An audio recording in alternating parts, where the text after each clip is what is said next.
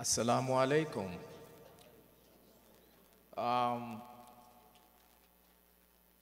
We've eaten into our time, so we aren't going to waste any more of what's left. We're going to start this with Quran recitation by Mubarak Abu Bakr. So Mubarak, come forward, please.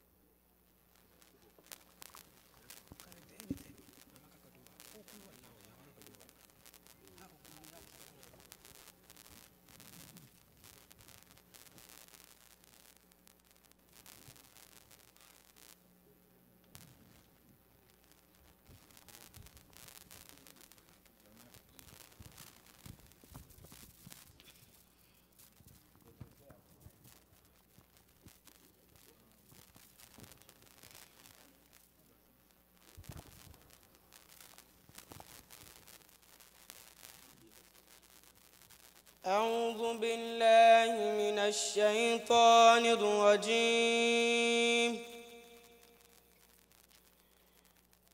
بسم الله الرحمن الرحيم.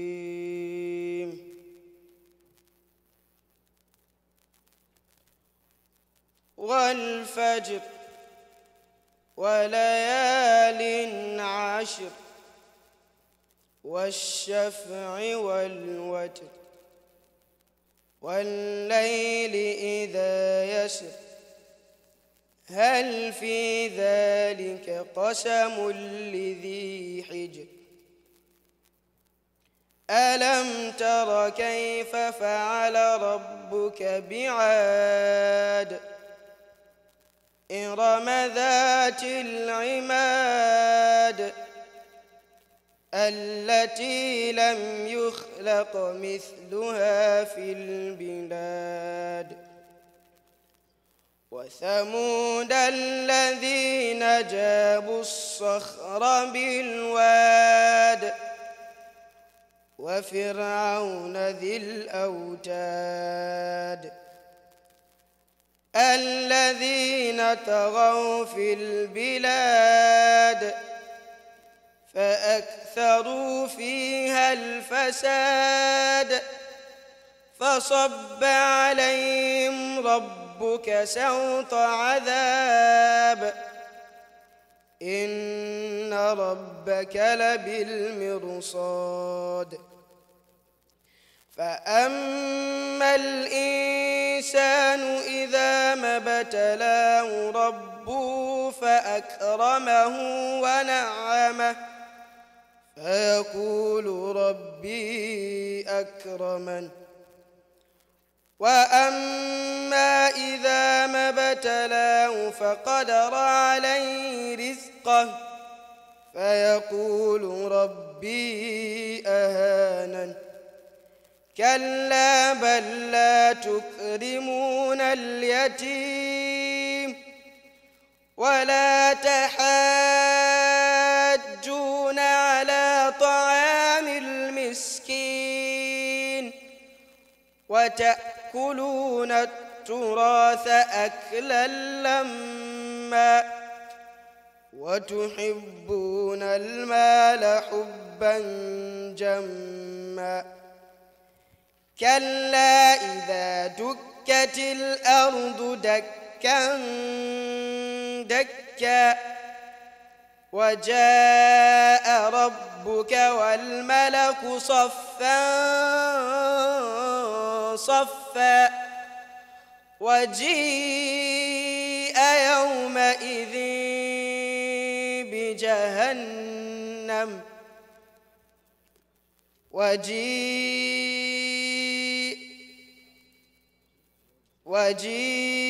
يومئذ بجهنم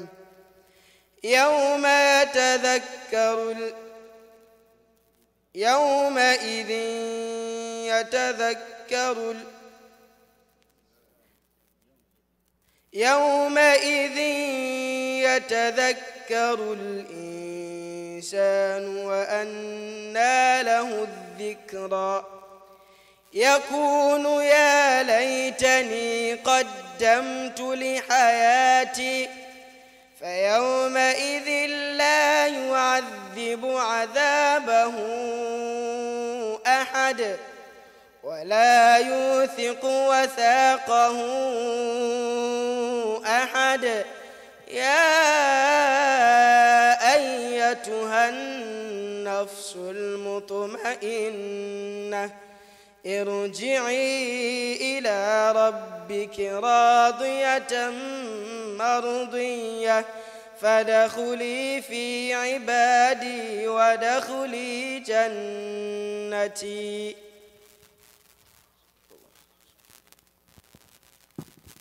Sadaqallahu al-Azim. May Allah bless you and increase you in knowledge.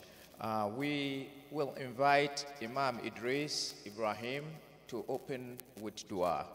So Imam Idris, Bismillah.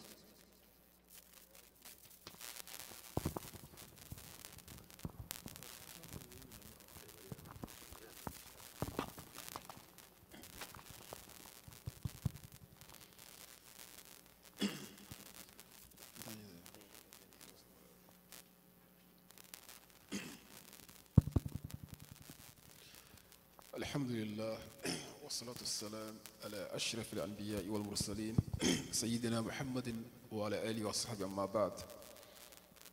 We thank Allah subhanahu wa ta'ala for making it possible for us in this blessed day to say goodbye to our prominent Sheikh Uthman. We ask may Allah subhanahu wa ta'ala make our gathering here successful. We also ask Allah subhanahu wa ta'ala to bless him and to continue blessing him and give him more basira in his knowledge. I don't have to say much, but there are, it's a la yufta wa malik fil madina. A student should not give lecture in the presence of his sheikh. I have my sheikh here, Sheikh Ahmed. May Allah increase him knowledge. Sheikh, we have many scholars that were invited to come here, but not because he's here. I'm saying this بكل من تجرد والإخلاص. He's one of the most humble brother that I met throughout the people that are being brought here to benefit the Jama'ah. The brother is very humble, very humble. So I ask Allah to continue to have this sifa or characteristics in him. Anyone who knows the Sheikh, he knows how humble he is. And also Allah has blessed him with a great deal of research and what we call in Arabic saqafa. Saqafa, which is Arabic term. Arabic is different from English. Saqafa is meant like civil, someone who is more civilized. A scholar who has ground in different areas of knowledge. So we have alimun muthaqqaf or bahisun muthaqqaf. He's a student of knowledge, or he's a scholar that has is well grounded in different areas of knowledge, and also he knows if you permit me to use English, New York language, he knows what time is. He knows what time is, meaning he connects yesterday with today. And that's what we need in our community. So we ask Allah to continue to bless him and also to give him more health and long life so that the Ummah can benefit from him. Not only in New York State or in America, also in different parts of the world. So Sheikh, and I also, in this position, I'll also ask the Sheikh to forgive me. And I was asking Sheikh Ahmed for not being able to have much time for him due to my situation when I came back to New York City. Brother Isa and others knows what I'm going through. because I didn't have enough time for the Sheikh. I needed to have one-on-one with him, visiting him, bringing him back home, inviting him. But all this didn't happen. And I felt this pain, inshallah. So I will take this position to ask the Sheikh, inshallah, ya Sheikh, Mazdiratu, inshallah. May Allah increase him knowledge. May Allah also make unite the community, inshallah, subhanahu wa ta'ala. And we ask Allah also to make us progress, to be better than the way we are. And also unite the ummah and also make our gathering beneficial. And jazakumullahu khair. Wa assalamu alaikum wa rahmatullahi ta'ala wa barakatuh.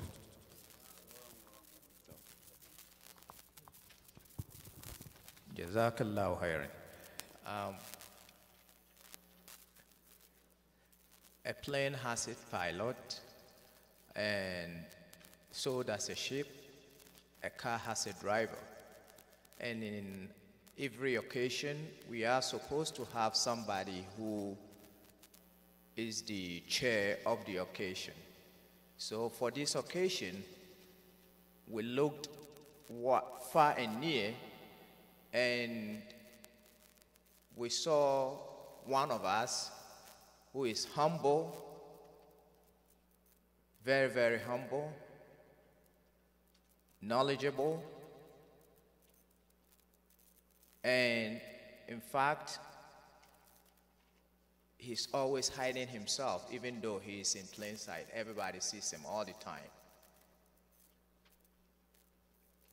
He smiles a lot, all qualities that we would like in a leader. Very, very patient. I know some people know whom I'm talking about, but I will go ahead and call him. For this occasion, we chose Dr. Umar Sallallahu Al-Hassan to be the chairman. So I'm going to hand over this mic to him. Dr. Umar Sallallahu Al-Hassan, please acknowledge your presence.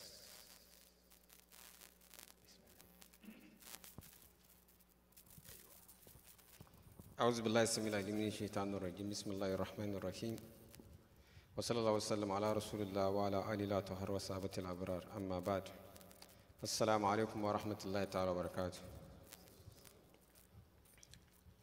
My elders, my sheikhs, brothers and sisters, I'll be less than honest if I don't freely confess that I'm honored to be chosen for this position, and I really don't know why, but I really appreciate it. It's a special occasion that has been chosen, to show gratitude to a scholar, a prominent scholar that Allah subhanahu wa ta'ala has brought him to us freely. I say freely because you will not know this Sheikh until you meet him in Nigeria. He once gave a lecture, and I tried actually to go and shake his hand. I nearly got, I don't know what will have happened to me. Because everybody was rushing, to be in the presence of this prominent Sheikh that unless you know him in his own context, you will not actually know who he is. And I also really appreciate the presence of, mashallah, the leaders of our communities, right from, mashallah, I call him Obaya. You will not understand what it means, but he knows what it means. We have Obaya here, and, mashallah, our leaders, our president, our Sarki, mashallah, our elders here. And then we have our Amir, and behind me we have our sheikhs, mashallah. And then, mashallah, we also have our sheikhs and elders around. We thank you very much for coming. This is, as you all know, a special occasion to say salam to a special sheikh that, mashallah, has come to teach us. From what we learn, if you have to compound it, from all the tafsir, everything that he explained in details from different angles, we've come to realize, we've realized that You know, everybody dies, but not everybody lives. And that alone is enough for us to thank our Sheikh for coming.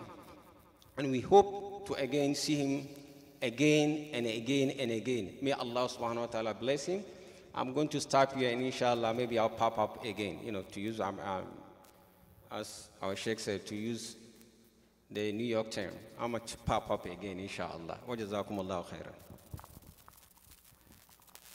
Assalamu alaikum. Thank you very much, Mr. Chairman, and for accepting this.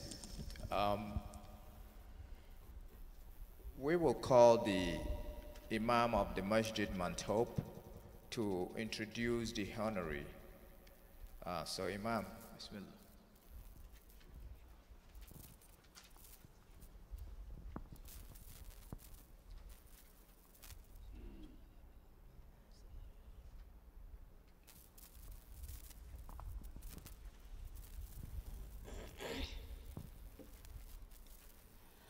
السلام عليكم ورحمة الله وبركاته.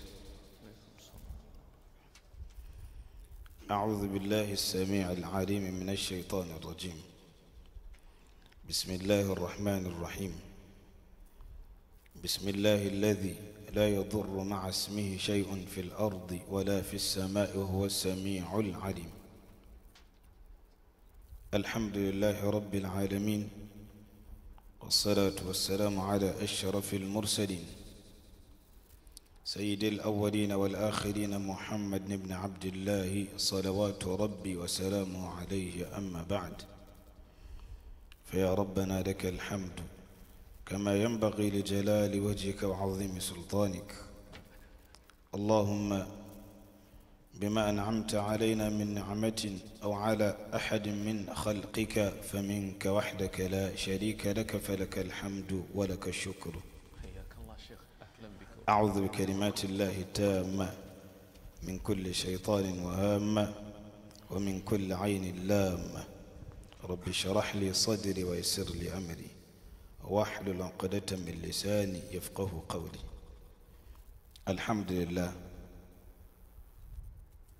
Once again, Allah has made it possible that we gather or assemble in this masjid at this time solely to hold a farewell program or ceremony in honoring our Mufassir, our teacher, in the person of Sheikh Muhammad bin Uthman. May Allah continue to bless him. May Allah continue to bless his knowledge. Meeting Sheikh is one of the ni'mah of Allah the Almighty. Why? Because by the virtue of meeting him, inshallah, one's zeal to acquire knowledge reignites or is reignited. I don't have to say much, but we indeed benefited a lot from you. Allah is using you to send message across. Hopefully, inshallah, Allah will make it possible for us to meet again in this dunya or in the hereafter in Jannat al-Firdaus. One of the scholars is saying, "Min huna nabda'u wa fil jannati naltaqi inshallah." May Allah make it so. Without taking much of our time, let me seize the opportunity to introduce to you our honoree, our teacher, our Mufassir, in the person of Sheikh Muhammad bin Uthman. فليتفضل.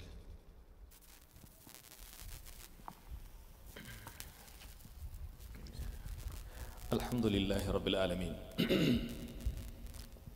والصلاة والسلام على نبينا وحبيبنا وعظيمنا وقائدنا ومولانا محمد بن عبد الله الصادق الأمين وعلى آله وصحابته الأكرمين الأمجدين وعلى كل من سار على منواله واقتفى آثاره إلى يوم الخلود والقرار والثبات والدين. وبعد, dear brothers and sisters, honorable guests, Assalamu alaikum wa rahmatullahi wa barakatuhu. Today is a Sunday, which is the 6th of the month of Dhul Qa'dah. I think I get it correct. 1438 Hijri, the 30th of the month of July 2017 CE. We have gathered in this important house of Allah, Masjid, one of the masajid that we have in this blessed community. Mount Hope Masjid, here in the city of New York, in the borough of Bronx. In the presence of these blessed faces, our president of Ankasa is here, the Sarki is also here, the Amir of this blessed masjid is also here. The Imam Isa Hafiz has just spoken. The Imam of Al-Nasr is here. And of course, the Secretary, Muhammad Al-Awwal. All of those that should be mentioned are all here. I ask Allah the Almighty to mention you all in the book of mention. And all of us, those I have called, those I don't call. What is important, Allah recognizes all of us here. So all of you brothers, I say salamu min Allahi alaykum wa rahmatu minhu wa barakatuhu.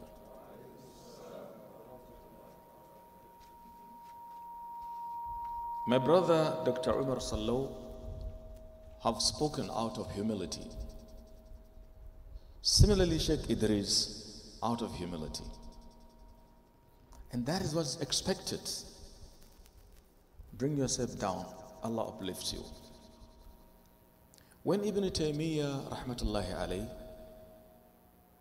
was praised, he said, أَنَا لَسْتُ بِشَيْءٍ وَلَا فِي شَيْءٍ وَلَا إِلَى شَيْءٍ. I am nobody. I am from nothing unto nothing. But we knew he was, is, and remains something. Before Ibn Taymiyyah al-Harrani al-Dimashqi, who died in 728 Hijri, Abu Bakr al-Siddiq, al-Siddiq al-Akbar wal-A'zam, people talked about him. What did he say? He said, Allahumma ja'alni khayra mimma yadhunnun وقيني شر ما لا يعلمون ولا تؤاخذني بما يقولون. Oh Allah, do make me better than their expectation.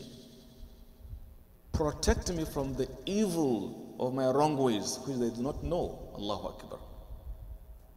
Do not take me to the task of whom they are sayings. So, at this beginning, I think I owe it a duty, first to my Creator, to testify that I am nobody. Better hands are here, yet you invited me. More competent scholars, I want to believe, we are here before me, and they are here, yet you invited me. And the first invitation, the honor first goes to Ankasa Masjid. Through all your collaboration and togetherness, you invited me during your leadership, my able president, and I enjoyed staying there because I met a community, one, trying to maintain its distinctive personality, trying to raise Islam to higher levels. Despite the fact that back home in Nigeria, I was holding my tafsir session two ways. One in Hausa with a great multitude, where you have thousands and thousands attending in the great historic college, Kadpoli, Kaduna, the center of northern Nigeria, the heart. The other one is the one we use in English totally, by an organization called MICA, Movement of Islamic Culture and Awareness. It's a Sunnah-based organization. Yet, Allah, out of His will, His hikmah, through your help and cooperation, you have made it possible. This little brother of yours has been here since 2015, 16, and then 17. Not because I'm better, I'm not. I ask Allah the Almighty to accept these as an act of ibadah for you. To record these beautiful things in the record of your Jaza'ul Hasan. May all this be reflected in your books of record. يوم لا ينفع مال ولا بنون إلا من أتى الله بقلب سليم. What can I say? Right from back home, Nigeria, you will be calling me, Elijah Amudal. When, Sheikh, are you coming? Sheikh Isa too. Communicating, open communication. In the airport, you will go and welcome me to usher me into the city. With all openness and accommodation given. My brother Ibrahim, I cannot forget him.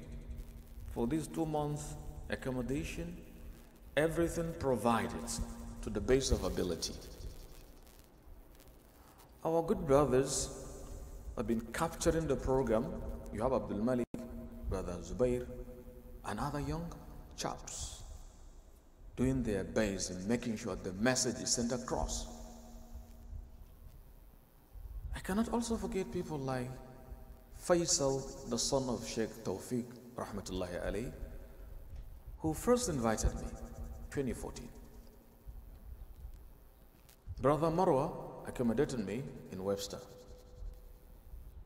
I can also remember the Imam of Walawa and Brother Commander Amuda were in Nigeria, my hometown Kano, for the purpose of uplifting Islam. Some of you will organize even dinner, brothers like Abdul Basit, Brother Uthman, and the rest. So I ask myself, hope you are honoring this kind of good gesture. I was asking myself, have you lived up to the expectation? I'm asking myself. And then maybe I feel I have somehow gone down, not up to the level of expectation. Because I'm a human being. I am bound to make mistakes. Wherever, whenever I have gone wrong, do forgive me. Because to err, they say, is human, but to forgive is divine. If not because Islam has gathered us, maybe I wouldn't have come here. But we're here under one banner.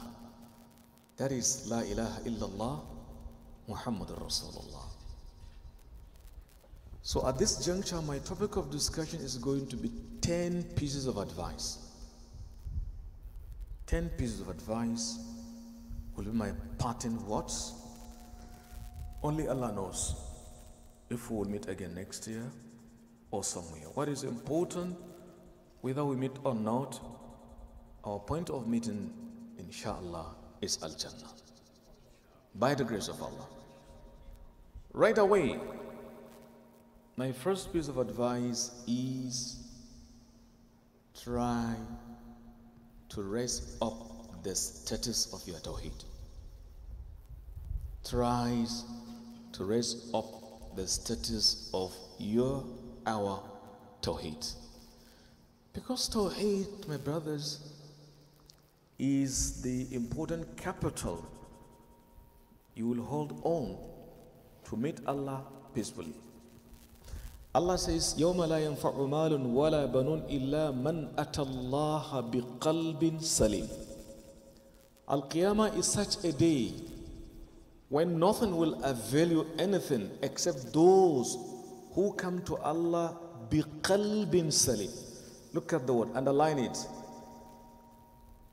With qalb full of submission to Allah. The ulama of tafsir says, qalb salim huwa al-qalb alladhi fihi tawheed. It is the heart that is full of tawheed, monotheism. Because that is the foundation, the basis. So if tawheed is lacking, everything you put on it cannot hold. It crumbles down like the house of cards. So it's very important. My episode number 1, let's try to improve upon our Tawheed. Tawheed means, as you all know, belief in Allah's oneness. He is one as the only one to be worshipped exclusively. He is the one to be loved. He is the one to be relied upon. He is the one to be asked in every given situation. Don't do shirk, a'udhu billah. Don't commit what distances you from Allah. That is piece of advice number 1. Because, as in a reliable narration, when the Prophet was sending Mu'adh bin Jabal to Yemen, he told him, إِنَّكَ تَأْتِي قَوْمًا مِنْ أَهْلِ الْكِتَابِ وَلْيَكُنْ أَوَّلَ مَا تَدْعُوهُمْ إِلَيْهِ شَهَادَةُ أَن لَا إِلَهَ إِلَّا اللَّهِ. Mu'adh, I am sending you to Yemen to teach Islam, but I want to tell you the first thing you should do, call them not to Salat, no. Not to Zakat, no. Not to fasting, call them first to Tawheed. Then he said, Mu'adh, I don't know if you will come and meet me alive. Maybe you will lead my grave. And so it happened. Mu'adh left Medina crying. The last time he was leaving Medina, he was looking at the Prophet. I don't know if I'll meet him alive. In Yemen, the information of his death reached Mu'adh. He went to his own blessed tomb and grave. Sallallahu alayhi wa sallam wa radiyallahu ta'ala an Mu'adh ibn Jabal. The point is, he told him, maintain Tawheed. That is number 1. Number 2, my second piece of advice, seeking for knowledge, is very, very, very important in a Muslim's life. Do not feel, I am too old to learn. No, it's wrong, my brother. The ulama are saying knowledge gets missed through 2 mishaps. Because we feel ashamed and because of arrogance. ضاع العلم بين الكبر والاستحياء. Oh, in this age of mine, with this gray hair, seeking for knowledge, come on, it is for little kids. That is ignorance. Oh, I feel ashamed if I should be reading Fatiha, kids would laugh at me. No. Under the consensus of knowledge, please, please, and please, do not deny our kids this knowledge. Do everything possible to make sure they get enough of knowledge. You have to find out the ways. Organize a ways getting a scholarship in Medina, for example. In Egypt, for example. In Arab worlds or here in America, it's quite possible. You can learn here, you can make it. Though the challenges are more pronounced here than there. But I am emphasizing as my second point, seek for knowledge. Allow your children to combine both ways, what we call Western education and Islamic knowledge. It is only through these two combinations you can make difference. Otherwise, you can go and have your Arabic, Hifz al-Quran, mashallah. But then the knowledge that has to be brought to bear in sending the message across, you are deficient, you become at the drawback. So do not deny our kids this important luxury. We have to make a result-oriented program. They have to learn. I feel good to hear kids leading us in Tarawih prayer here. Wallahi al-Azim, I feel good. Say, mashallah. And I know it's because of your handiwork, all of you here. You spend your nice energies with cooperation of the teacher. Our kids, some of them are trying to have the Quran memorized. You can make it here.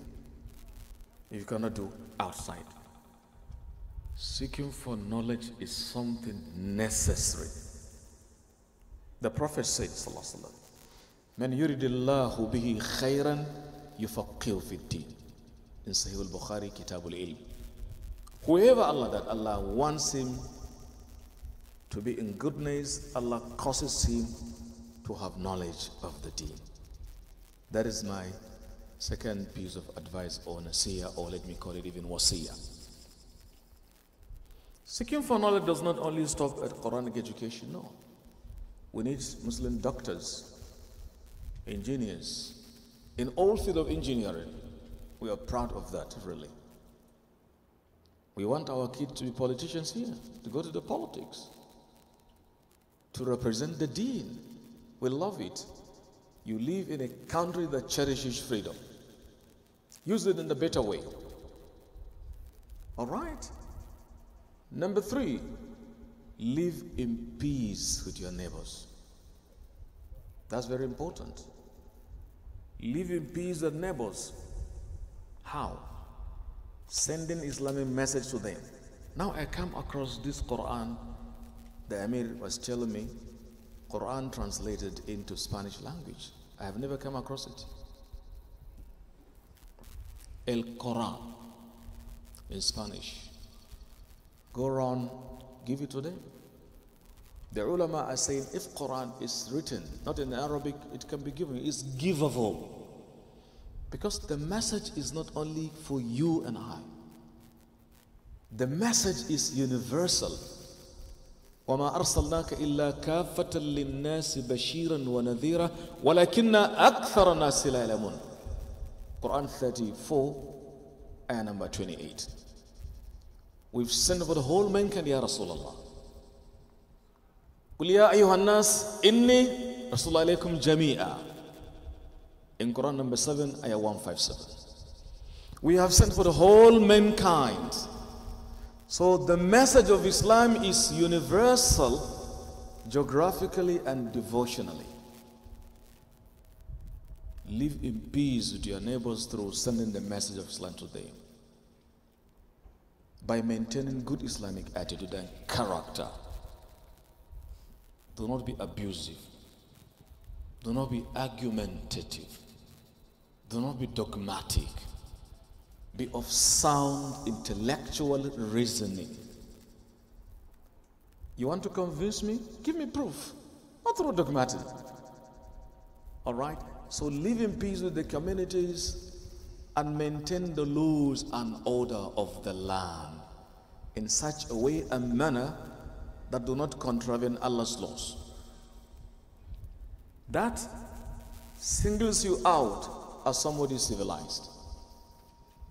Live in peace with your wife, with your kids, with your neighbors, with our scholars, with our leaders, with our umara. That is very important. Do not claim to be better. You are not. By the time you feel above people, then you are down. They are saying, إن التواضع من خصال المتقي وبه التقي إلى المعالي يرتقي. Humility is one of the characterizing features of whom that fears Allah. Through tawadu, Allah uplifts you. ما تواضع أحد لله إلا رفعه. That is my piece of advice number 3. Love one another, live in peace with your neighbors, most especially amongst yourself. Piece of advice number 4. Try to earn your legitimate livelihood. Do not wait for people to give you. Be productive always.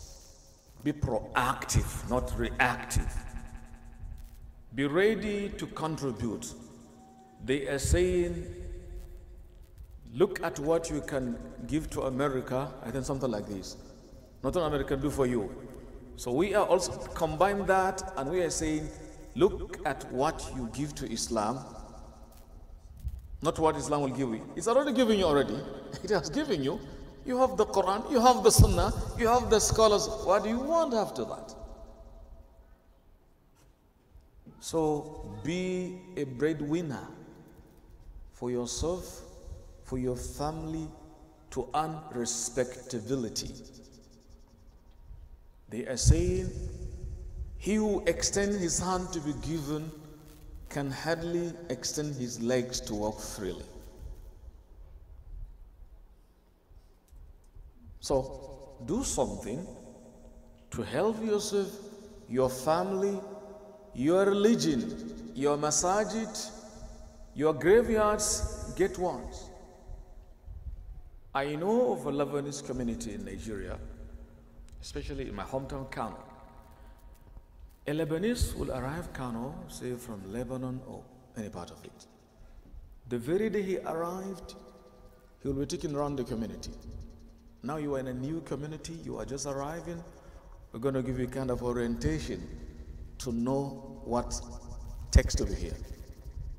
The next time you will see the guy with his own shop, grocery, selling and buying. We don't want you to be a dependent on anybody. That is important in bringing out how a community is civilized. It's part of your civilization. And I did say, within the time I have, there are 5 factors that determine human personality. 5 factors determine human personalities. Factor number 1 is because of just one factor I am recapping or I am saying. Otherwise, there are 5 factors. First is a genealogical factor. Genealogy. I am the son of A, B, C. That's very important. If somebody is born out of wedlock, this factor has been thrown to the garbage, to the dogs.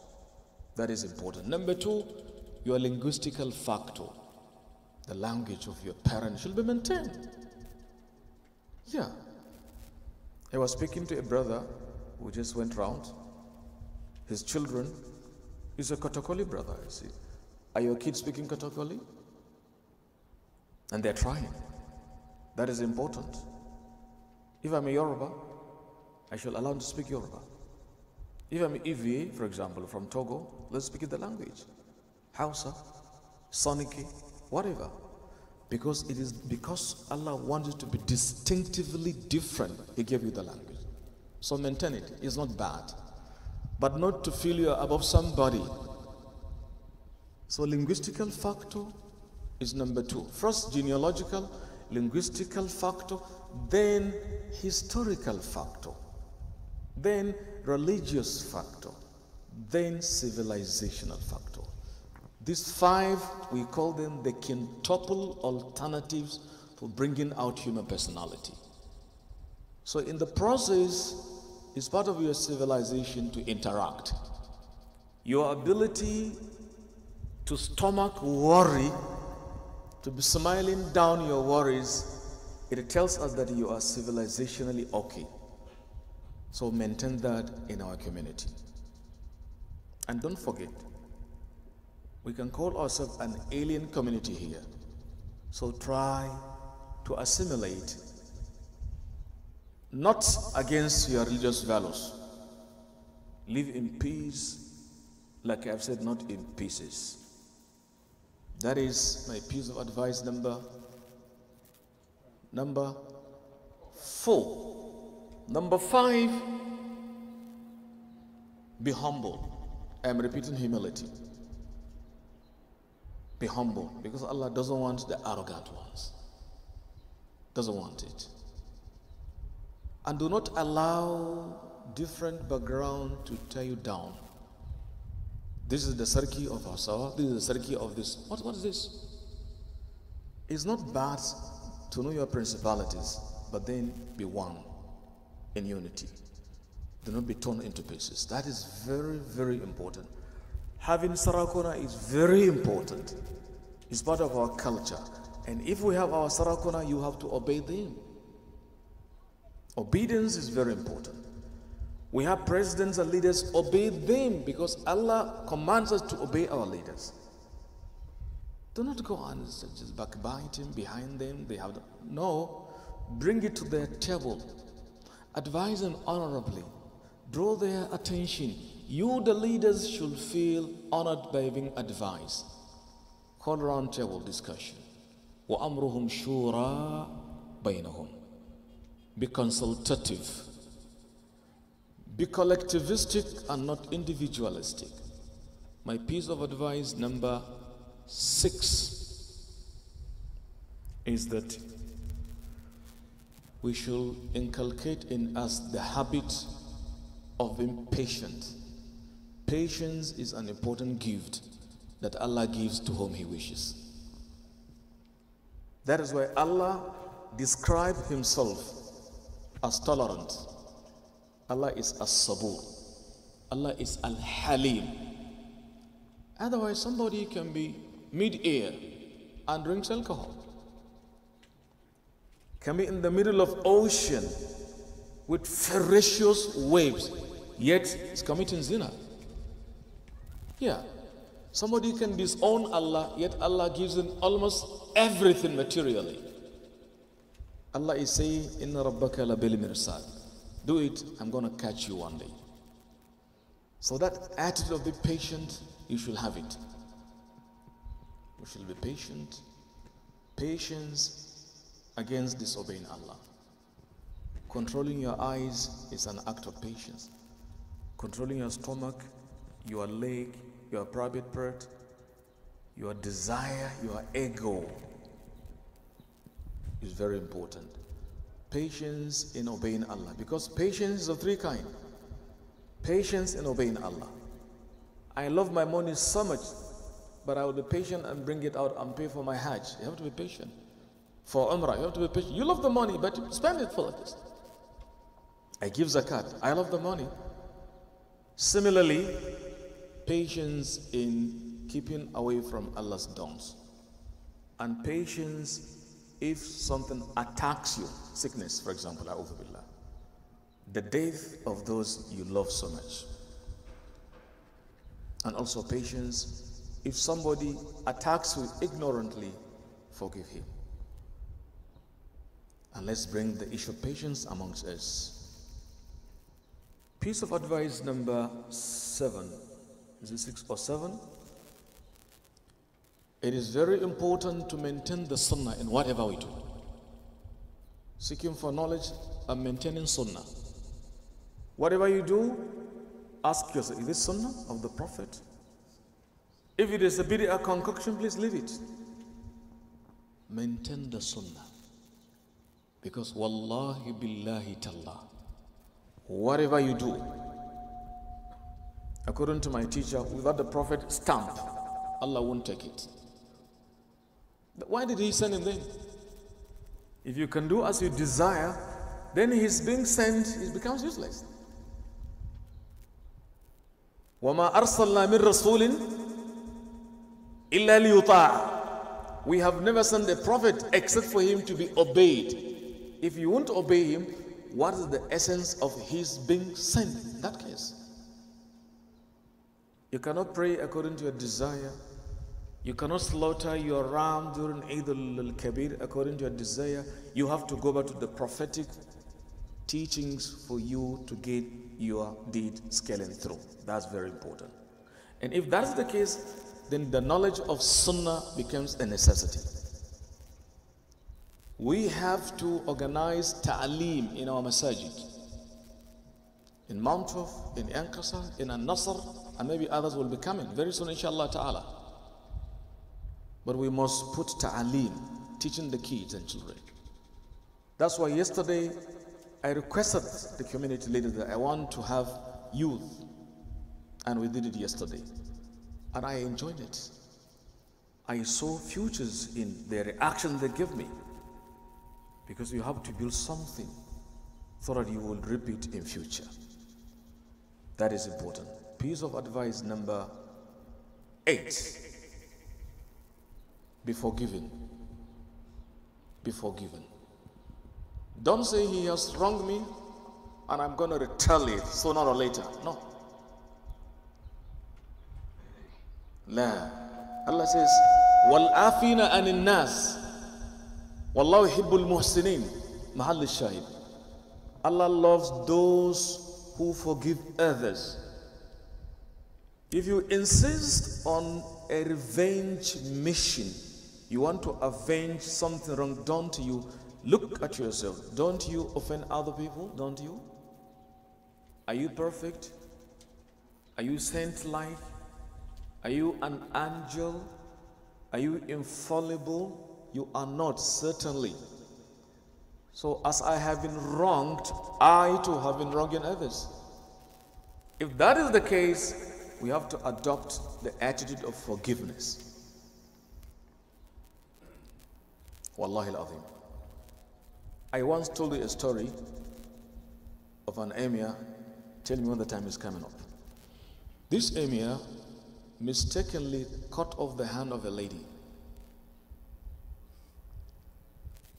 based on unsubstantiated allegation. An old woman came to a neighborhood some years back selling local items. Nobody bought it, and the old woman went away. There was a lady living in the house. When she came back, she screamed, "My jewelries have been stolen." Without any hesitation, the people in the neighborhood said, "That old woman must be the thief." Just like this.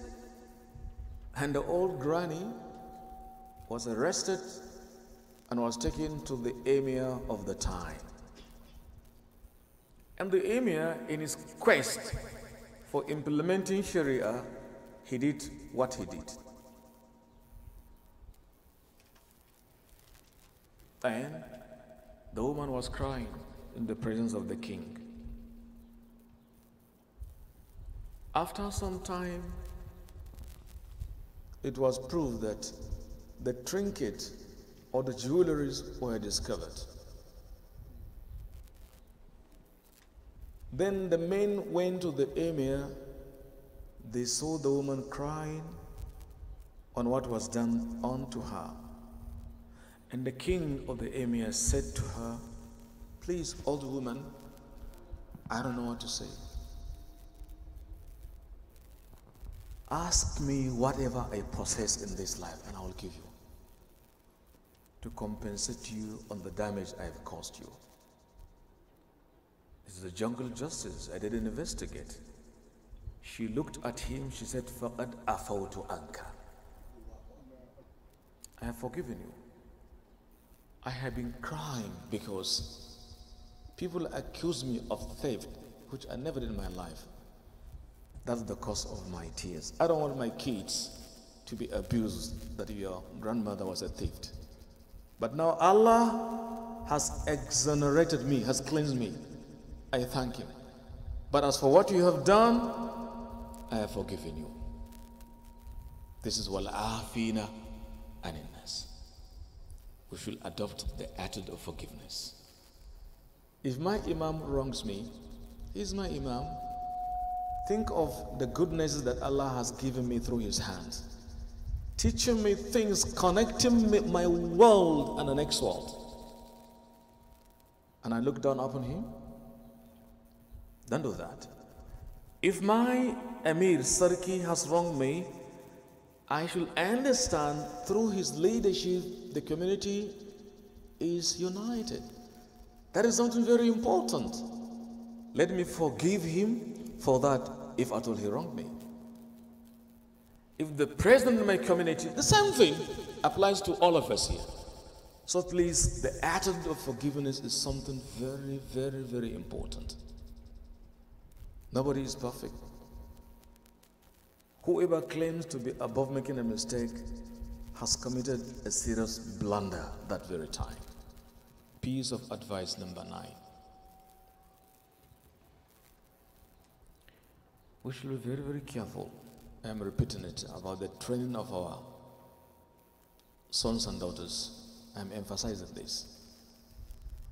I was telling the boys here, why can't you organize, for example, an association like it happened in Kano one day? They call it Association of the Youth for Memorizing the Quran.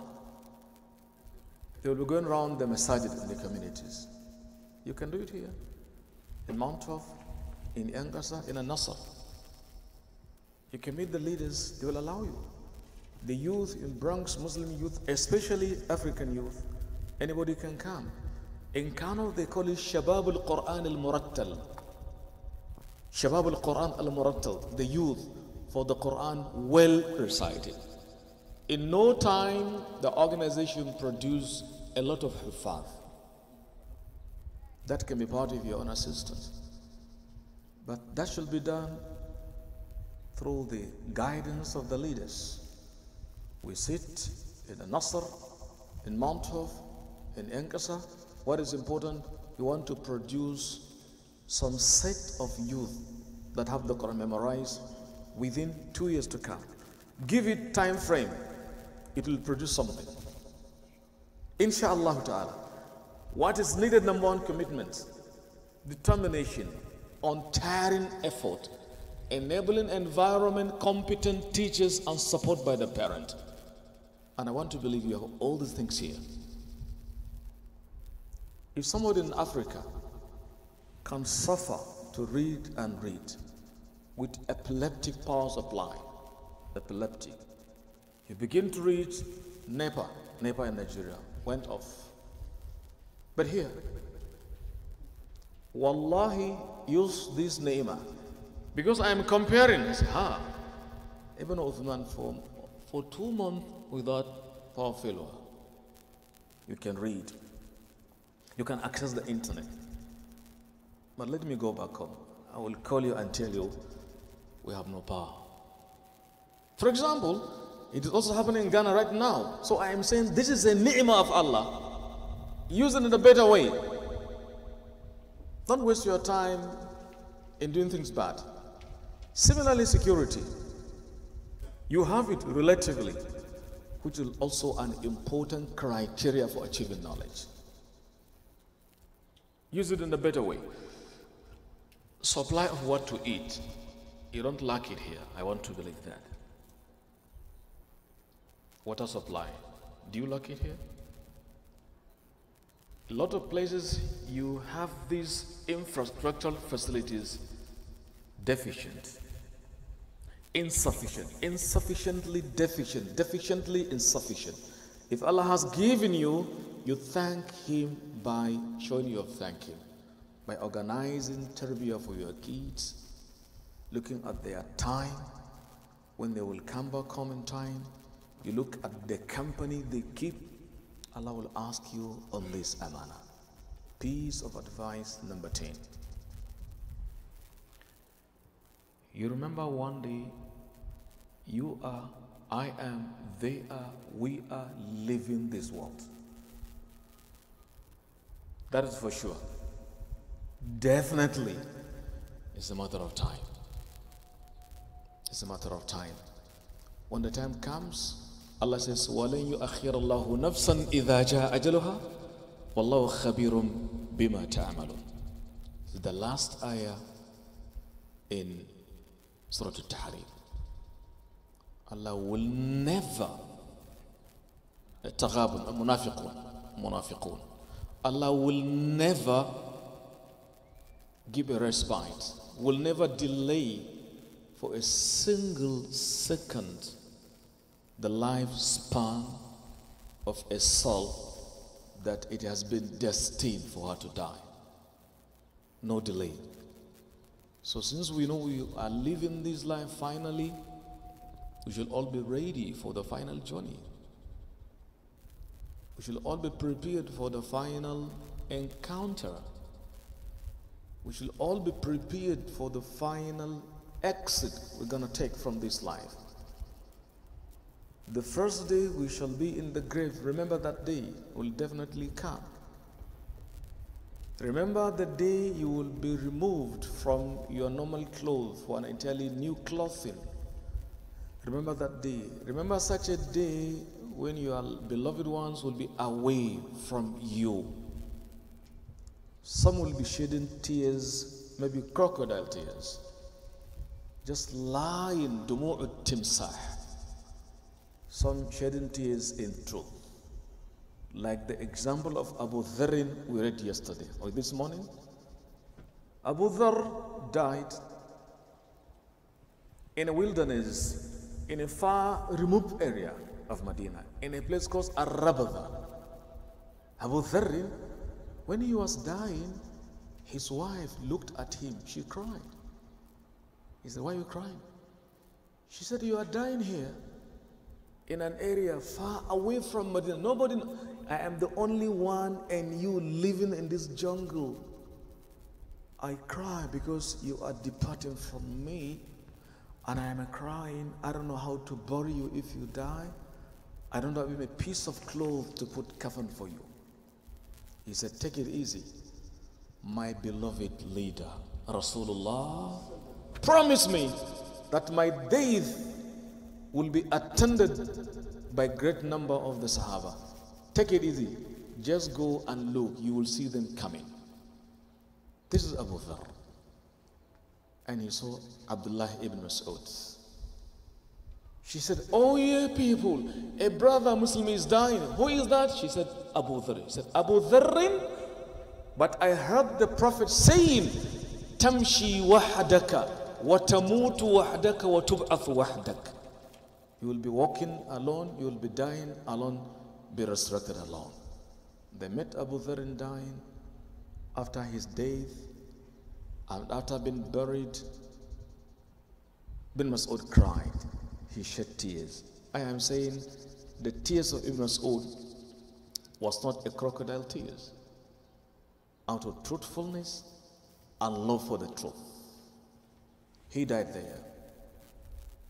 Similarly, another Sahabi died as they were going to an encounter in the darkness of night. Abdullah said, "I saw the Prophet and his two friends, Umar and Abu Bakr, digging grave for him. I went there and I saw the Prophet taking up the dead body, lowering it into the grave. Then he said, Ya Allah, هذا الرجل أنا أحبه فأحبه. Oh Allah, I love him, do love him." Ibn Mas'ud said, "How I wish I was the dead man person." I am saying, such is life.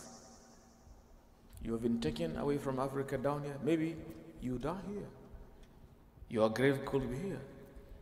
Maybe back home. Maybe after going for Hajj, you died there. Many have these kind of instances. Because وَمَا تَدْرِي نَفْسٌ بِأَيِّ أَرْضٍ تَمُوتْ إِنَّ اللَّهَ عَلِيمٌ خَبِيرٌ. The last ayah in Surah number 31, Surah Luqman. Brothers, respected elders, leaders, Umara, Shuyukh, I salute you. And I thank you very much for your warm hospitality, for your open-mindedness, for your cooperation. Once again, forgive me my mistakes. As for me, nobody has wronged me. If he has done, he is forgiven. I ask Allah the Almighty to give us a repeat of important things like this, to keep the community strong and stronger, to bless the leadership, to make us love one another, to be our brothers keepers and sisters keepers. Sorry for speaking longer than necessary, but let me pass once again my appreciation. I cannot forget people like my brother Yerima, all the time coming to pick me in the morning. Brother Alaj Bashir with his wife Hajia Saami Farang Al Jannah. I really drank it, and I hope will be Jannah-like, inshallah ta'ala. A lot of you, people like Brother Khamis, okay, the Vice President. In fact, I have to say a lot, so the names escape my recounting. I ask Allah the Almighty, the base of those who give to reward you all abundantly, incalculably. May Allah appreciate you all. May Allah forgive those that have died and those that are sick. I ask Allah once again to make it easy for you, to make life easy here and hereafter. أسأل الله رب العالمين العلية الكريمة العظيمة الجليلة أن يجمعنا وإياكم في جنات ونحر في مقعد صدق عند مليك مقتدر يوم لا ينفع مال ولا بنون إلا من أتى الله بقلب سليم. سبحان ربك رب العزة عما يصفون وسلام على المرسلين والحمد لله رب العالمين والسلام عليكم ورحمة الله.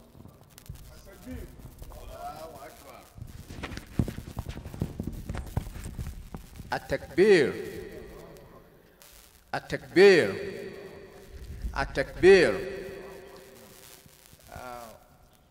We thank the Sheikh for this advice. The leadership is here. I'm the president and vice president of our association, Yankasa, the Sarki Musulmi, the Amir of the Masjid, Mala Nuru. You heard the advice to the leadership. You heard the advice to the leadership. You heard the advice to the leadership. Don't let it go to waste. Please. That's all I can say. Thank you, Sheikh. May Allah reward you abundantly. Alpha, come on. Alpha. Assalamu alaikum warahmatullahi wabarakatuh. Inshallah, we going to combine our prayers, Maghrib and Isha. We have few distant to wrap up, so bear with us, inshallah. Naam. Jazakumullah khair. Okay, Alpha. Alpha will do a Quran recitation so that we continue with our program.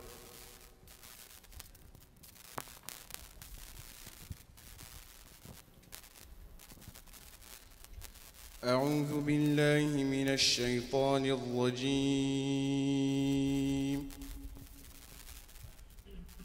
بسم الله الرحمن الرحيم. الحمد لله رب العالمين الرحمن الرحيم مالك يوم الدين إياك نعبد وإياك نستعين اهدنا الصراط المستقيم صراط الذين أنعمت عليهم غير المغضوب عليهم ولا الضالين.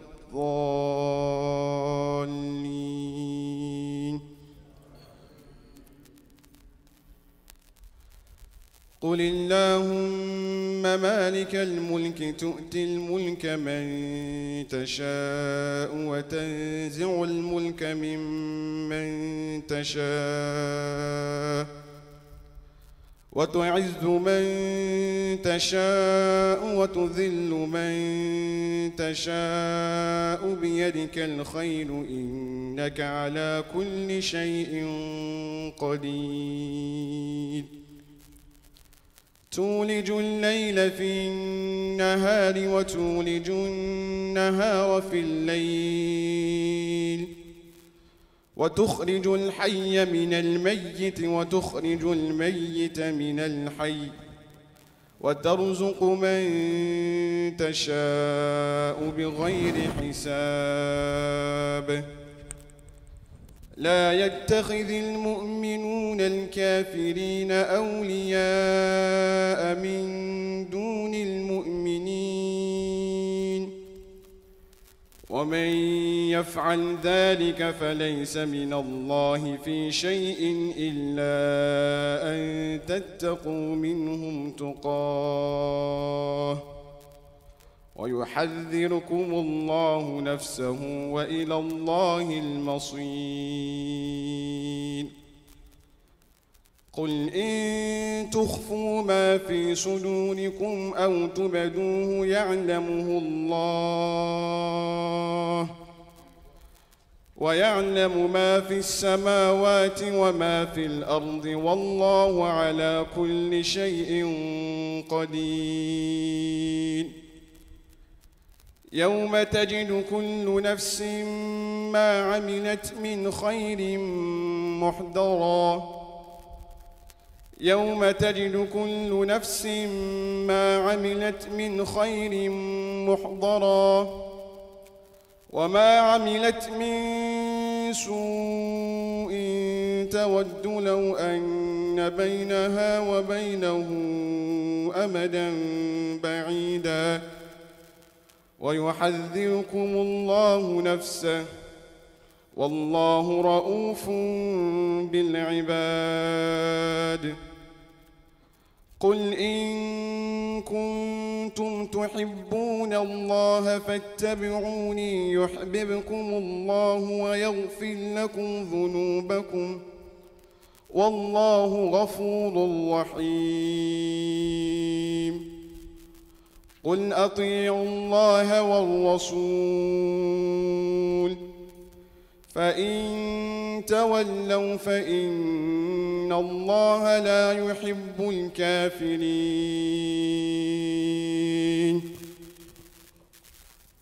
Barakallahu al-Azim. May Allah increase you boys in knowledge. At this juncture, we're going to call on the president of our association, Yankasa, to give a short speech. So, Mr. President, please. أعوذ بالله السميع العليم من الشيطان الرجيم. السلام عليكم ورحمة الله تعالى وبركاته. My fellow brothers and sisters, the Amir, Mount Hope, Honorable Vice President of Yankasa Association, Council of Elders, the chiefs, and my fellow teachers, the imams of our community.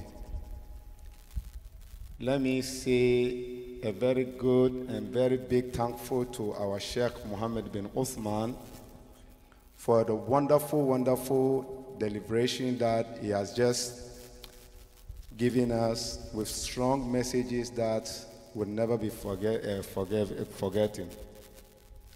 Indeed, Sheikh has spoken. The message is already out there. He has encoded, he has decoded the message. It's now up to us to decode it. My fellow brothers and sisters, just in a very short time, I just want to take one out of the 10 messages that the Sheikh has given us in his brilliant deliberation. Sheikh has mentioned about our unity, tranquility, prosperity, and how we can embrace one another as one community. My fellow brothers and sisters, the journey of success will never be easy, but it requires a lot of passion, perspective, respect one another, love, and integrity in our manner. For many years that I've been a leader in this community, and I've been very blessful to your support and your help. One thing that we came to recognize and realize, we bring imams, they come in, they travel across Atlantic Ocean, asking Allah subhanahu wa ta'ala to give them a safe journey, simply because they are coming to give us a knowledge of Quran. We come in, we listen to them, we look at whatever they tell us, and we embaggage it, and as soon as they leave, we go back to the same old behavior. And when they go and you take a look at it, it looks like they did nothing to us. My fellow brothers and sisters, this is the community that we see almost 40 years ago. Now the parents are coming old. They're becoming old, aging. The young ones are becoming adults. Just recently, more than 450 kids came to New York here from our countries. They're looking for leadership. And this leadership is apparting itself simply because of self-interest. We should not let these things turn us down, my fellow brothers and sisters.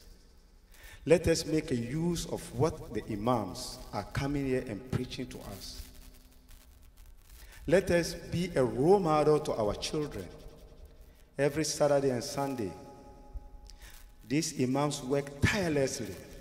Some of them driving cabs, some of them working hard shifts, but they abandon all this just to give knowledge to your children. They come in, you're sleeping in the house, they leave their bed, they come 10 o'clock, 11 o'clock, just to educate our children. But we, the parents, when the time comes that the children want to look at us as role models, we are divided. Simply because of our beliefs, or maybe because we are not interested in our community. I'm not going to prolong my speeches. This is just to come here to recognize what the leadership in Montaube has put before us, and to also acknowledge the kind of leadership our Sheikh has given us for nearly 2 months.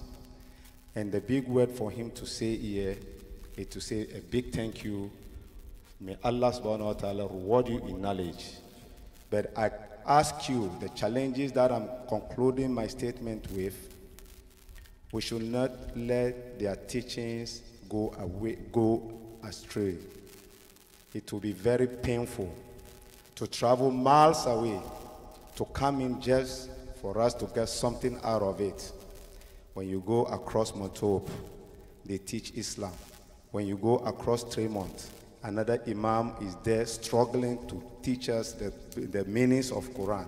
And when you end up at 1707 Townsend Yankasa Masjid, it's the same thing. But what do? Nothing. Nothing.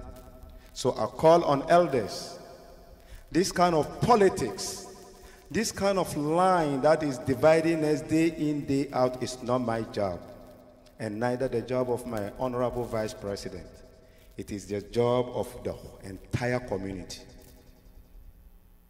It is the job that if you truly believe the future of your children, you must step up and help us resolve our division. It is not taking us anywhere. Instead, we're going to be losers. May Allah subhanahu wa ta'ala forgive us.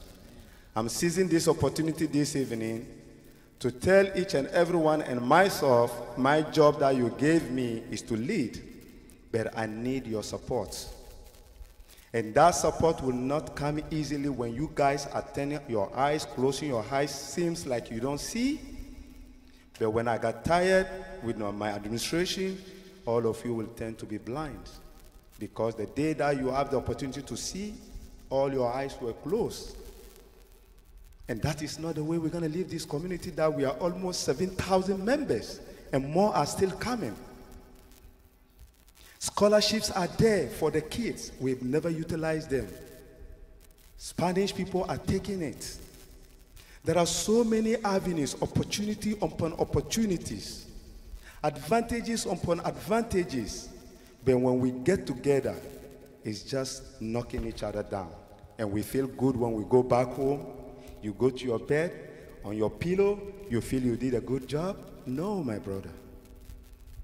No. Don't come, attack people, just to try to delete people from different way and go home and thinking that you're sleeping in a good pillow and thinking that you did a good job. It's not about Abdul Salam. It's not about my Sheikh. It's not about my vice president. And it's not about Mount Hope. It's not about Al-Nasr. It's about a community. You alone cannot raise your child. Nobody can raise his child. It takes a big village, even a small village, to raise a child. And these kids are our properties. These kids that you see, I've been telling all the kids anytime I meet them, I tell them truly, and I look at their face, I say, what we couldn't do today, you guys will do it tomorrow, inshallah.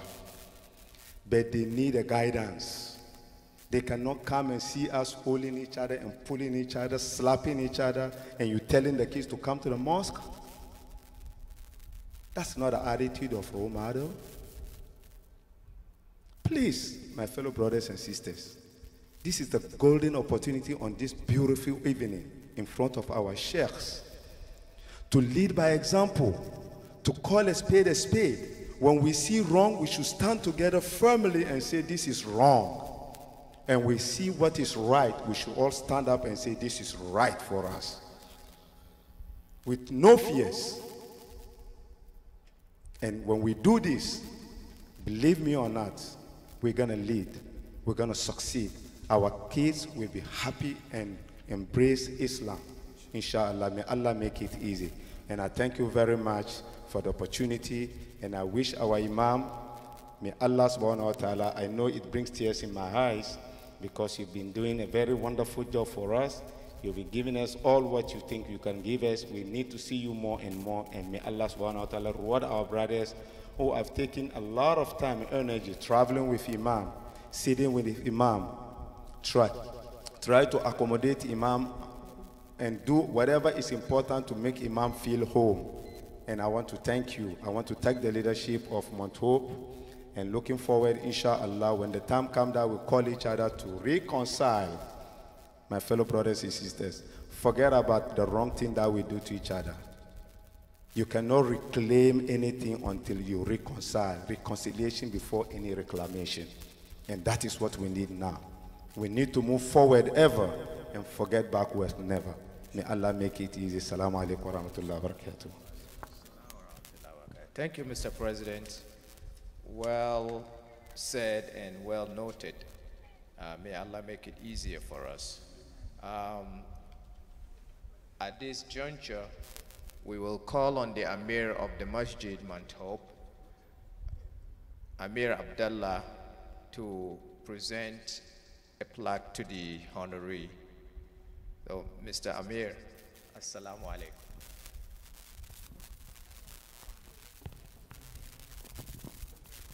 Assalamu alaikum wa rahmatullahi wa barakatuh. Alhamdulillah, alhamdulillah, alhamdulillah. All praise is due to Allah subhanahu wa ta'ala. And may the peace and blessing of Allah be upon the Prophet Muhammad sallallahu alaihi wasallam and his companions and all those who follow them in the way of righteousness until the end of time. First of all, I have to thank Allah subhanahu wa ta'ala for giving me the opportunity to be here to thank him, Allah, for bringing the Sheikh back to us, because it's a privilege. And listening to the Sheikh, someone said to me, this is what you have to do today. And I said, that's not me. He said, you listen to the Sheikh. I said, yes, I do. So, and we all listen to him, and each and every one of us get an individual understanding of something that he speaks about. And one of the understanding that I get from him, and I've been saying it to myself, but what he does, he reinforces that in me, is that Allah subhanahu wa ta'ala, through his infinite knowledge, have put in place and in order everything, in perfect order, everything for the benefit of mankind. And so the Sheikh is put in place for us to benefit from him. So when he come here, it's a privilege for us to listen and to follow his advice. Because the advice that he is giving us is based on the teaching of the Prophet sallallahu alaihi wasallam. One of the things I've learned from the Sheikh, listening to him again, and I've said, but he reinforced it in me. What is life? What is life and the purpose of life? You see, this is a question we don't ask ourselves. You know, we may try to correct everything else, correctly so doing, but we have to know what is life and the purpose of life. What is the purpose of your life? Have you been fulfilling the purpose of your life? Do you know what life is? You see, for you to travel, you need a passport. And the passport is a privilege. For you to drive a car, you need a driver's license. And the driver's license is a privilege. So the life that you have is a privilege. Are you utilizing that life in the proper way? So when I listen to the Sheikh, this is what I'm learning from him. I am not utilizing the life as it was designed for me to. I hope you understand what I'm saying. We are not utilizing the life as we're supposed to. We talk about everything else, but you look back and you see the success of every messenger that came. He stood firm on the establishment of Allah and his oneness. And he established it within himself first, so they could be successful. We are not establishing that in ourselves. You see, we know what is life as a privilege. What is the purpose of life? Allah subhanahu wa ta'ala tell you what the purpose of your life is. The purpose of your life is to serve him. To everything that you do in life that is pleasing to him is serving him. Are we living our life like that? Are we acting in that way? Are we behaving or treating each other that way? Whatever you do in your life, you should not be doing it for you, you should not be doing it for me, but you should be doing it for Allah. So regardless how the individual feels about you and what you did, you don't feel no way, because it's okay. It's okay, because I was doing it for you. You get the benefit from what I do for you, it's okay. But I'm doing it for Allah. And so long as he's pleased with me, it's okay. So this is some of the things, you know, that I personally have gained by listening to the Sheikh. He reinforced in me to establish within myself this kalima of La ilaha illallah. If we try that individually, enforcing that within yourself, you will find there will be a peace in your house. You will find there will be peace between you and your brothers. You will find that you will be humble. You will find you wouldn't be backbiting. You wouldn't be lying. You wouldn't be cheating. You wouldn't be stealing, because you are trying to establish this. This is what I learned from the Sheikh.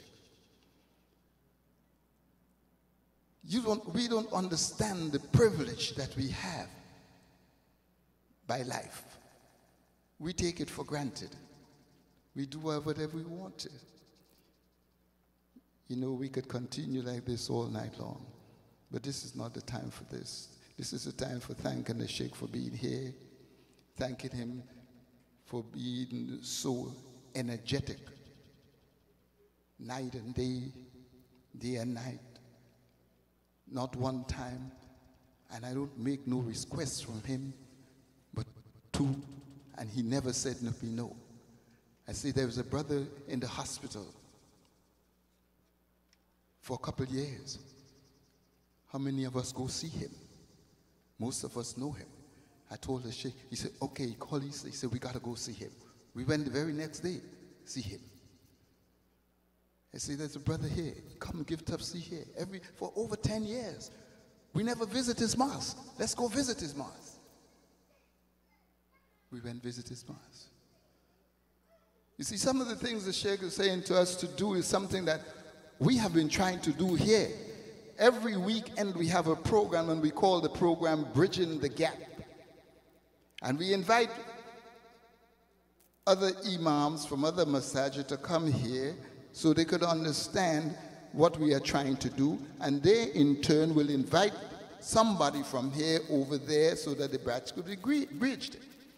Because if there is the gap is not bridged, there will be no unity. You see, unity is there, but you have to strive to get it.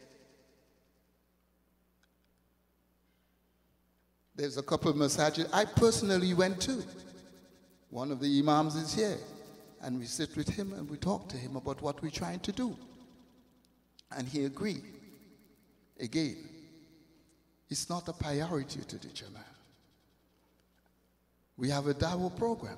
We used to go knocking on the doors of people and invite them here. The last Sunday in every month. But there was no support from the Jama'ah.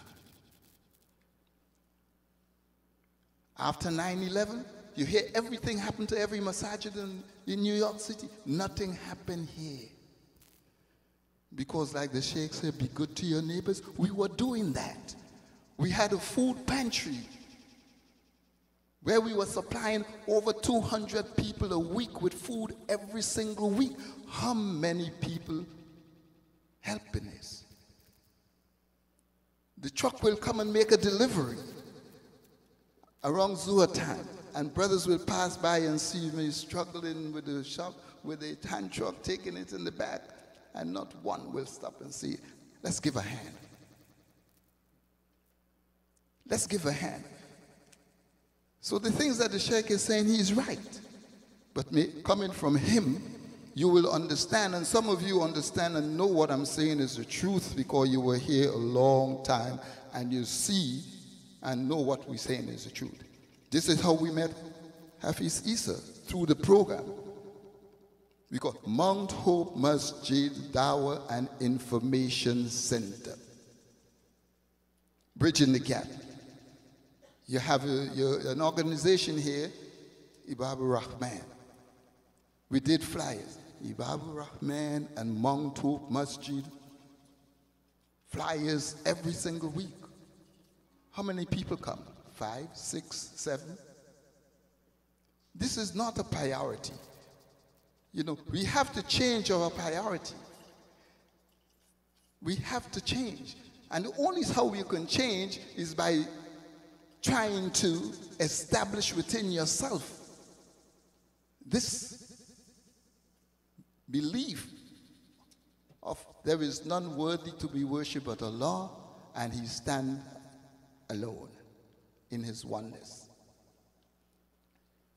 Without further ado, you know, brothers, there is so much we can sow, but I have here before me a plaque which we have the leadership in the masjid decide to give to the Sheikh, and it says Islamic Senator Jama'ah Mount Hope Masjid certified appreciated the recognition of Sheikh Mohammed bin Uthman for all that he have done for us. And he have done so much for us. May Allah continue to bless him.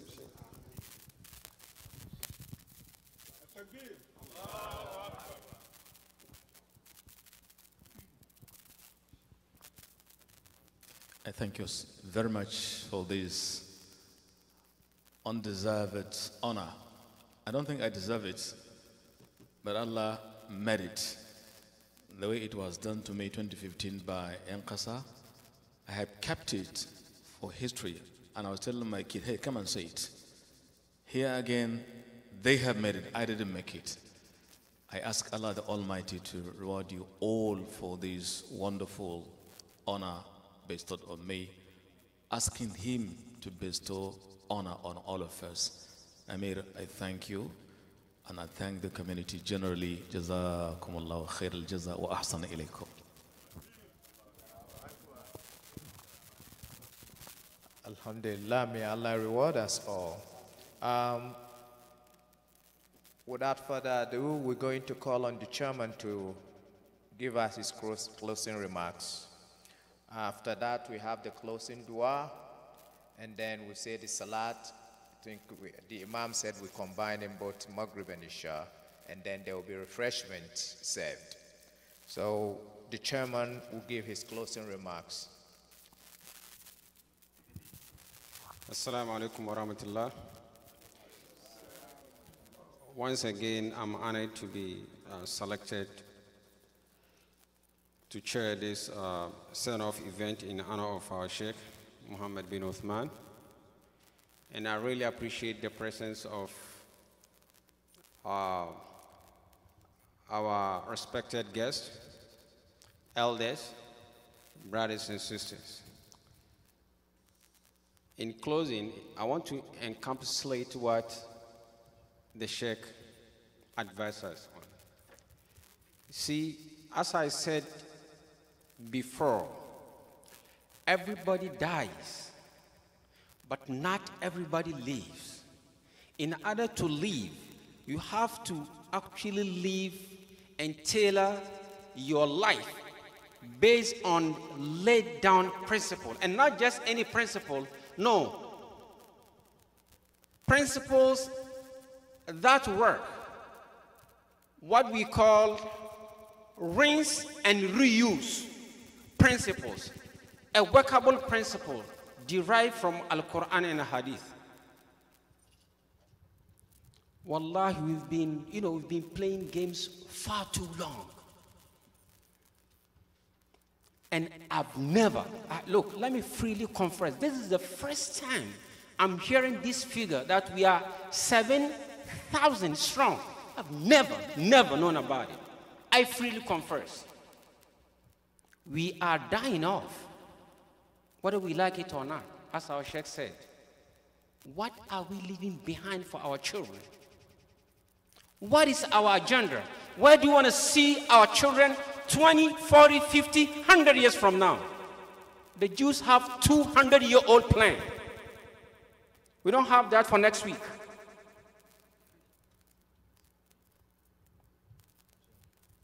The Sheikh has given. Are we going to take it or leave it? If 450 kids are coming within this shortest period of time, what are we leaving for our kids? Wallah, if you involve in this politics of what our president says, the self-interest to the detriment of our kids, billahi alladhi la ilaha illa huwa, Allah subhanahu wa ta'ala is going to hold us responsible. Are we going to die off and leave our kids just like this?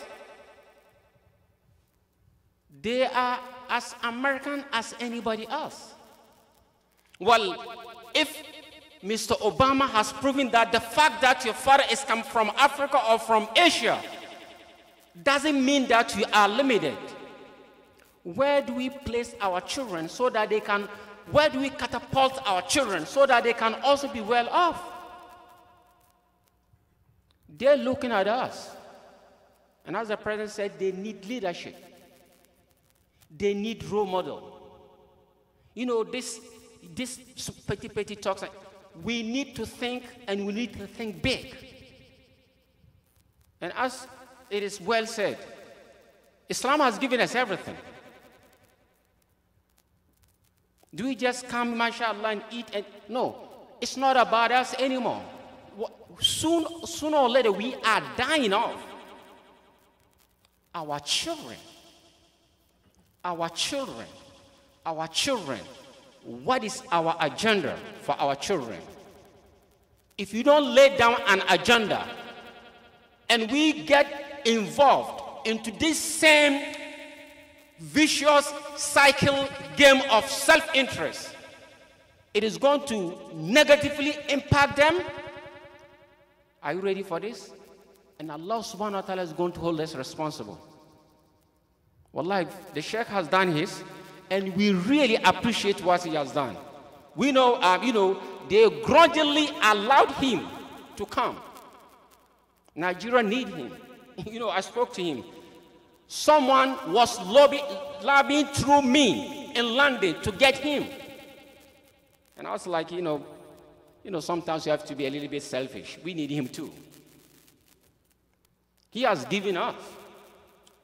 We can either take it or leave it. If we take it, inshallah, all this dua that we are doing, that means we are taking the necessary step. 7,000 strong. 7,000. Not 700, 7,000. And we cannot even take off a wing of a mosquito. We need an agenda. And alhamdulillah, they've laid it down with Quran and Sunnah. We need an agenda. We have to project to know where we want to see our children. And it needs not only an agenda, but a time frame, so that we know what are we going to do today. And it's doable. Wallahi, it's doable. It's not too late. And as he said, we have all these facilities, everything. Look at our children. They don't even know what the Sheikh was talking about. NEPA. They don't know about all these. So what are they going to use this for? It has to come from us. And again, I'm saying, everybody dies, but not everybody lives. Are we going to give a blueprint for our children to live? Or are we going to leave them to die just like anybody else? Wallah, it's up to us. It's up to us. This selfish interest is killing us. The Prophet ﷺ has to be selfless in order for this deen to reach us. Because if he had said, if I go out there, they're going to harm me. If I go out there, they're going to do this to me. It wouldn't have been here today. Our children, listen to this. Our children are not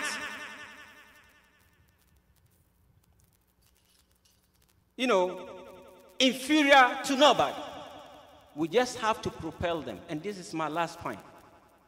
The Sheikh has said, alhamdulillah, we have wonderful leaders here. What are we going to do? We've been saying we'll be doing something and we'll do something. Please, let us put self-interest aside. In closing, please listen to this. Even if I die today, never forget what I'm going to tell you. My friend told me, he has passed away. May Allah subhanahu wa ta'ala have mercy on him. And that struck me to the core. He said, if you want to fly to the moon and you step on a paper, which means you are a paper away from the earth, which means now between you and the earth and the moon, there is a paper in between. Although it looks light, but you are not, you are a paper away. So what is our agenda? Where are we going to start? So that when we make a move, even if we are a paper away, our children are going to take it from there. If not, and we remain in this politics of self-interest, we're going to destroy ourselves, live with our children with nothing. And guess what? Allah subhanahu wa ta'ala is going to hold us responsible. The ni'mah has been given to us. We can either use it to enrich ourselves or get into all this politics without an agenda and destroy ourselves. It's up to us. May Allah subhanahu wa ta'ala is our first. But as we say Ameen, we have to take what? A step. Because the rule says, Inna Allah la yughayru ma biqawmin hatta yughayru ma bi anfusihim. Wassalamu alaikum wa rahmatullah.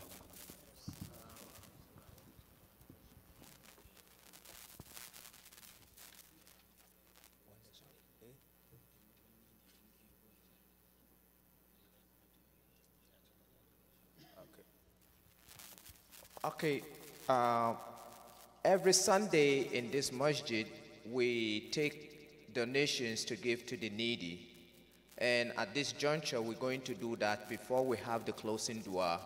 So the brothers who normally would do it, please come forward for your basket and collect a bill for the needy. We do that every Sunday for the needy in the Jamaat or the community. Give fi sabilillah. Fi sabilillah.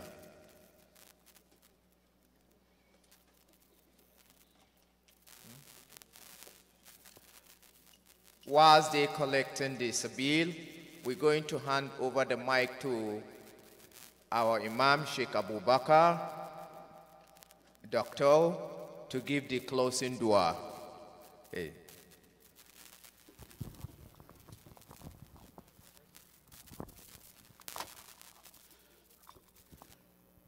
Alhamdulillah. Alhamdulillah. Alhamdulillah. Alhamdulillah. The gathering is almost done. We always meeting here, listen to our scholar here, Sheikh Muhammad bin Uthman, taking lesson from him. And then today is the last day we met here to say salam to him.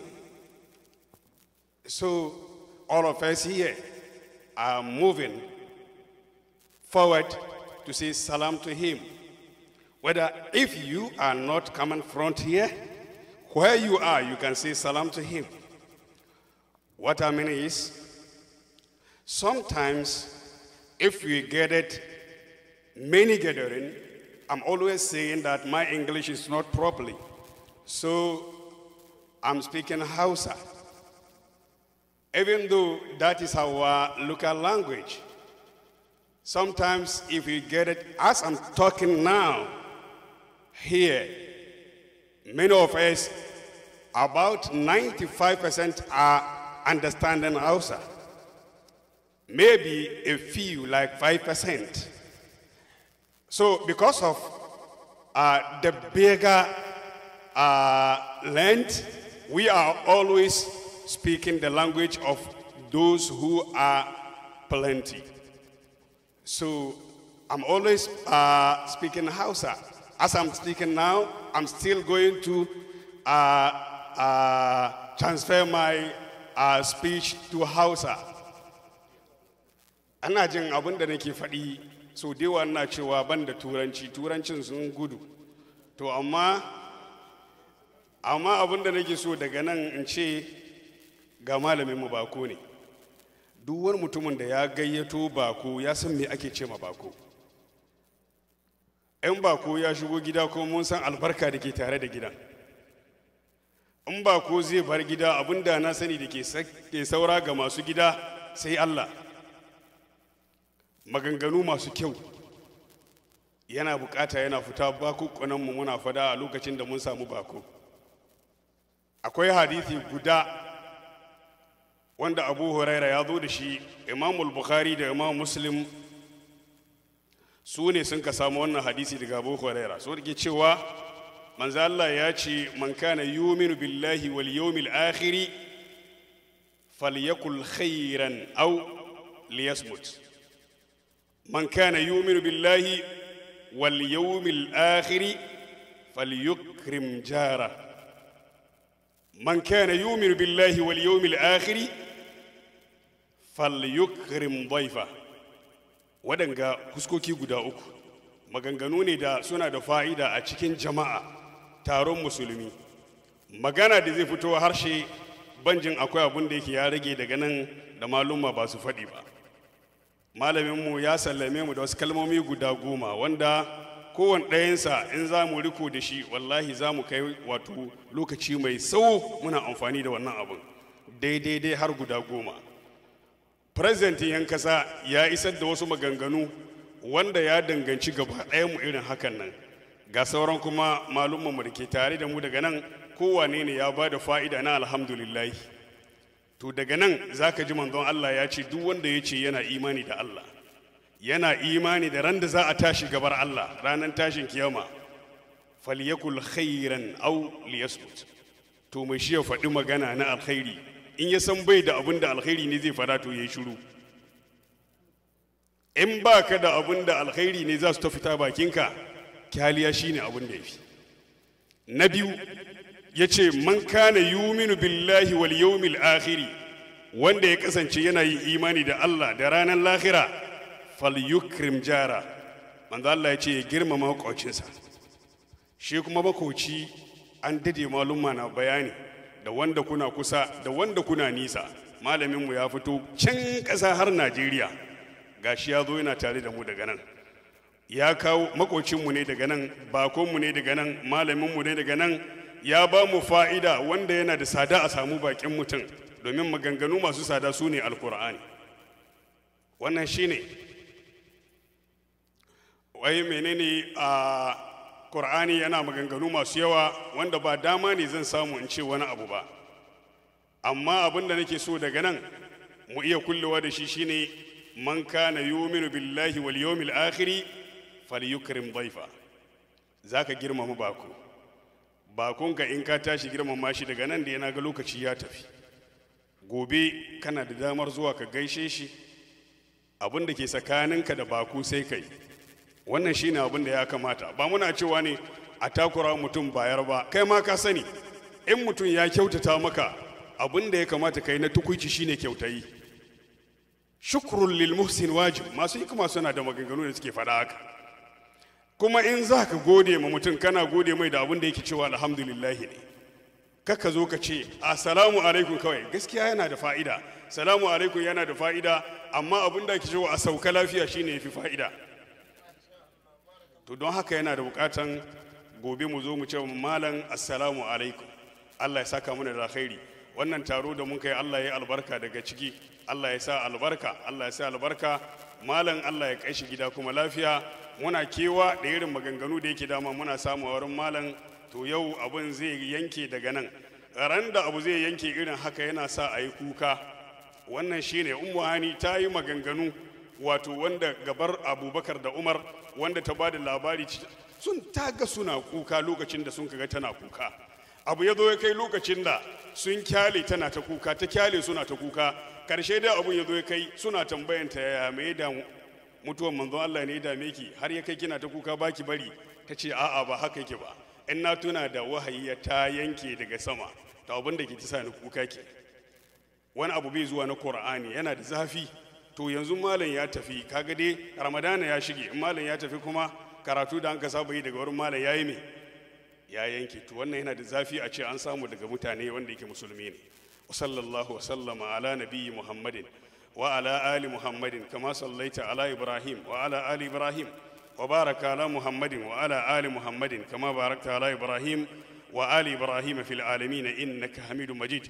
اللهم فرج هم المهمومين ونفس كرب المكروبين واقض الدين عن المدينين واشف مرضانا ومرضى المسلمين وارحم موتانا وموتى المسلمين. اللهم اجعل لنا وللمسلمين من كل هم فرجا ومن كل ضيق مخرجا ومن كل بلاء عافية. اللهم اجعل لنا وللمسلمين من كل هم فرجا ومن كل ضيق مخرجا ومن كل بلاء عافية. اللهم اجعل لنا وللمسلمين من كل هم فرجا ومن كل ضيق مخرجا ومن كل بلاء عافية. اللهم انصرنا على أعدائنا، إن أعداءنا يكيدون لنا كيدا شديدا. اللهم انصرنا عليهم وارفعنا عليهم، اللهم رد كيدهم عليهم. اللهم من أراد المسلمين بكيد فرد كيده عليه، ومن أراد المسلمين بشر فرد شره عليه. رد كيد الكائدين عليهم يا الله، ورد مكر الماكرين عليهم يا الله. اللهم رد شر الأشرار عليهم برحمتك يا أرحم الراحمين يا رب العالمين. وصلى الله وسلم على نبي محمد وآله وصحبه وسلم تسليما كثيرا. سبحان ربك رب العزة عما يصفون وسلام على المرسلين والحمد لله رب العالمين. آمين.